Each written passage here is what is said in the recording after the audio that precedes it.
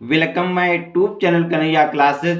जी हाँ, इस वीडियो में हम आपको बताएंगे कि आप पीएन सनडायोड किसे कहते हैं और पीएन सनडायोड की अर्ध तरंग दृष्टिकारी, इसके विषय में हम आपको बहुत ही आसान शब्दों में चित्र के माध्यम से समझाएंगे। अगर आप हमारा पूरा वीडियो एक बार देख लेते हैं तो आप बहुत ही आसानी से लिख देंगे।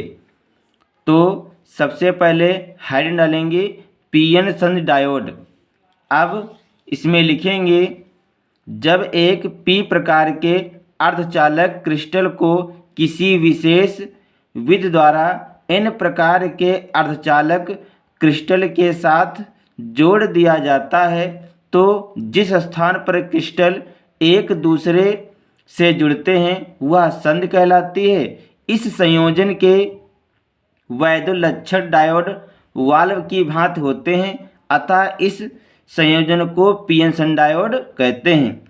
यानी कि पीएन सन डायोड की परिभाषा है जब एक पी प्रकार के अर्धचालक क्रिस्टल को किसी विशेष विधि द्वारा एन प्रकार के अर्धचालक क्रिस्टल के साथ जोड़ दिया जाता है तो जिस स्थान पर क्रिस्टल एक दूसरे से जुड़ते हैं वह संधि कहलाती है। इस संयोजन के वैद्युलक्षण डायोड वाल्व की भांति होते हैं, अतः इस संयोजन को पीएन सन डायोड कहते हैं। अब अगली हेडिंग डालेंगे पीएन सन डायोड की अर्ध तरंग दृष्टिकारी। इसके बाद डालेंगे संरचना। अब हम सबसे पहले आपको चित्र के माध्यम से पीएन सन डायोड की अर्ध तरंग दृष्टिकारी की संरचना को बताएंगे, फिर हम आपको बहुत ही आसान शब्दों में भी लिखकर बताएंगे। तो इसमें लिखेंगे माना एक ट्रांजिस्टर टी है।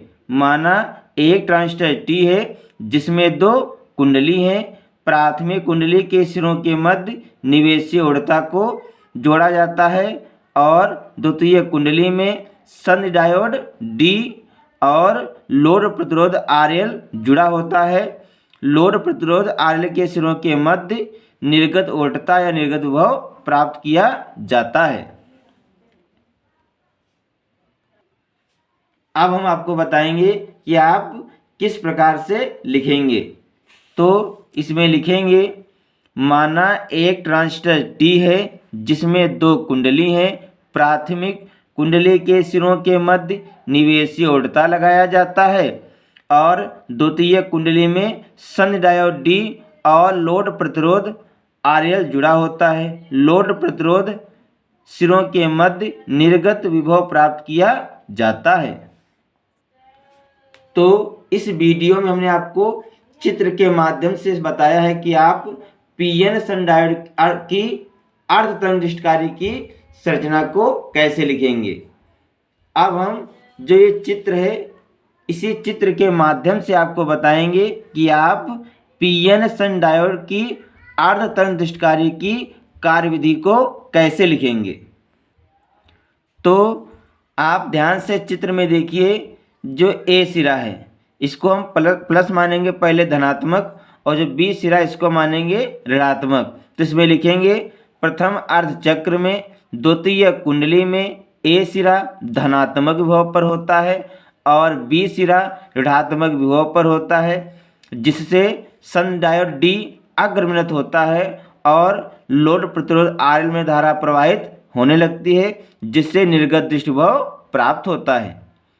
फिर से देखिए आप किस प्रकार से लिखेंगे कार्यविधि को। तो इसमें लिखेंगे प्रथम अर्धचक्र में द्वितीय कुंडली में ए सिरा धनात्मक विभव पर होता है और बी सिरा ऋणात्मक विभव पर होता है, जिससे संधि डायोड डी अग्रमित होता है और लोड प्रतिरोध आरएल में धारा प्रवाहित होने लगती है, जिससे निर्गत दृष्टि विभव प्राप्त होता है। अब यही लिखेंगे तो हेडिंग डालेंगे कार्यविधि। इसमें लिखेंगे प्रथम अर्ध चक्र में द्वितीय कुंडली में ए सिरा धनात्मक विभव पर होता है और बी सिरा ऋणात्मक विभव पर होता है, जिससे डायोड डी अग्र अभिनत होता है और लोड प्रतिरोध आरएल में धारा प्रवाहित होती है, जिससे निर्गत दृष्टि विभव प्राप्त होता है। तो हमने सबसे पहले प्रथम अर्थ चक्र के लिए यानी कि जो आधी कार्य विधि है हमने चित्र के माध्यम से लिखा है। अब हम आपको बताएंगे जो आधी कार्य विधि है आप उसको कैसे लिखेंगे। तो फिर से ध्यान से चित्र में देखिए। तो जो ये चित्र है, अब क्या करेंगे, इसमें जो ए सिरा है ये ऋणात्मक ऊपर होगा और जो बी सिरा ये धनात्मक ऊपर होगा।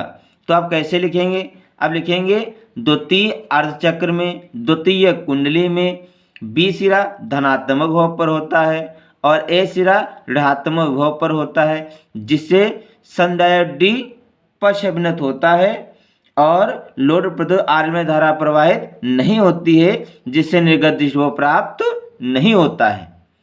फिर से देखिए, जो दूसरा चक्र लेंगे यानी कि दूसरे चक्र में क्या करेंगे, जो बी सिरा है इसको धनात्मक कर देंगे, ए सिरा ऋणात्मक हो जाएगा। तो आप लिखेंगे कि द्वितीय अर्ध चक्र में द्वितीय कुंडली में बी सिरा धनात्मक विभव पर होता है, ए सिरा ऋणात्मक विभव पर होता है, जिससे सनडायोड डी पश्चभिन्नत होता है और लोड प्रतिरोध आर में धारा प्रवाहित नहीं होती है, जिससे निर्गत विभव प्राप्त नहीं होता है। अब आप यही लिखेंगे, तो इसमें लिखेंगे द्वितीय अर्ध चक्र में द्वितीय कुंडली में बी सिरा धनात्मक विभव पर होता है और ए सिरा ऋणात्मक विभव पर होता है, जिससे सनडायोड डी पश्चभिन्नत होता है, जिससे लोड प्रतिरोध आरएल में धारा प्रवाहित नहीं होती है, जिससे निर्गत विभव प्राप्त नहीं होता है। फिर नई लाइन से लिखेंगे, इस प्रकार प्रथम अर्ध चक्र में निर्गत विभव प्राप्त होता है और द्वितीय अर्ध चक्र में निर्गत विभव प्राप्त नहीं होता है, इसलिए इसे पीएन संधि डायोड की अर्धतंदिष्टकारी कहते हैं। हमने आपको चित्र के माध्यम से समझाया कि जब प्रथम अर्ध चक्र लिया तो उसमें निर्गत विभव प्राप्त हो रहा था, नहीं जब और जो द्वितीय अर्ध चक्र लिया उसमें निर्गत विभव प्राप्त नहीं हो रहा था, इसलिए इसे हम पीएन संधि डायोड की अर्धतंदिष्टकारी कहते हैं। तो बच्चों, इस वीडियो में हमने आपको बहुत ही आसान शब्दों में लिखकर बताया कि पीएन संधि डायोड किसे कहते हैं और पीएन संधि डायोड की अर्धतंदिष्टकारी के लिए उसकी संरचना तथा कार्यविधि को हमने चित्र के माध्यम से आपको समझाया है।